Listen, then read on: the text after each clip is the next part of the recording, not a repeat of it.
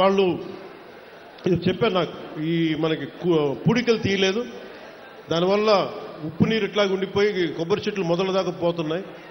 ఏం చేయాలంటే నేను చెప్పాను, దానికి కావాల్సిన 22 కోట్లు 23 కోట్లు ఖచ్చితంగా దాన్ని ముందుకు తీసుకెళ్ళి ఇచ్చేస్తాం. కానీ దానికంటే నేను ఆలోచిస్తుంది చాలా పెద్ద ప్లాన్ ఆలోచిస్తాను. మన కోనసీమ గురించి ఆలోచిస్తాం. రైల్వే లైన్ ఒకటి ఉంది,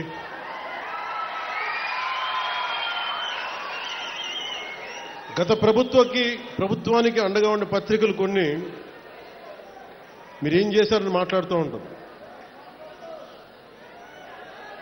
మేము మీలాగా దోచేయట్లా,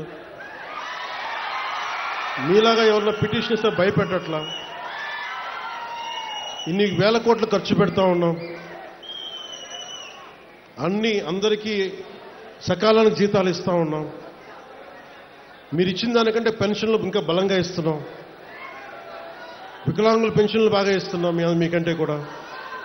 వీటన్నిటి మధ్యలో ఛాలెంజ్ ఏంటంటే వీళ్ళు ఏది కూడా మీ దృష్టిలో పెట్టుకోవాల్సింది ముఖ్యంగా యువత. ఎందుకంటే నేను 2014లో 9లో మాట్లాడినప్పుడు చాలా మందికి నేను మాట్లాడుతున్న ఎంతవరకు వాస్తవ రూపం దాలుస్తుంది, నేను పడికట్టు పదాలతో మాట్లాడే రాజకీయ నాయకుడు నేను కాదు, నాకు తెలియదు. ఇవన్నీ నేను ప్రేమగా మాట్లాడతాను, గుండెల్లోంచి మాట్లాడతాను. నాకు 2 మాటలు నాకు తెలియదు. గొడవ పెట్టుకున్నా ప్రేమించినా ఒకటిలాగా ఉంటుంది. గొడవ పెట్టుకుంటే శత్రువు అనుకుని గొడవ పెట్టుకుంటాను, మళ్ళీ వెనక్కి వెళ్ళను. ప్రేమించిన నా ఇంట్లో వాడిని కూడా ప్రేమిస్తాను. సో నేను మీకోసం నేను ఉన్నాను ఇక్కడ. చాలా మంది మాట్లాడుతున్నారు ఈ మధ్యన విప్లవాలు వచ్చేస్తాయి, నేపాల్ తరహాలో, శ్రీలంక తరహాలో, బంగ్లాదేశ్ తరహాలో యువత రోడ్ల మీదకి వస్తారు, గొడవ చేస్తాను. ఈ దేశంలో చాలా మంది కలలు కంటా ఉన్నారు.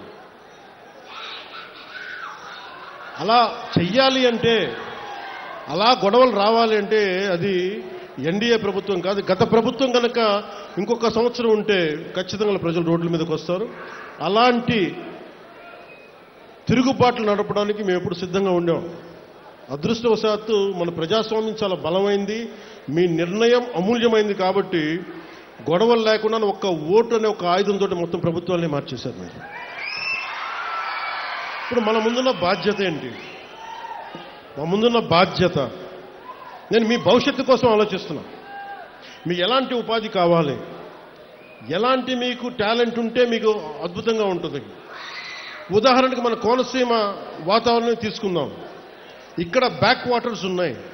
కేరళలో బ్యాక్ వాటర్ టూరిజం చాలా అద్భుతమైంది. ఎక్కడెక్కడో విదేశాల నుంచి ఆ పడవల్లో ఉండి అక్కడే వాళ్ళు వండుకొని వాళ్ళకి బోల్డంత డబ్బులు వస్తాయి అక్కడికి. దానివల్ల బోల్డంత ఉపాధి అవకాశాలు, బోల్డంత మనకి టూరిజం ఇన్కమ్.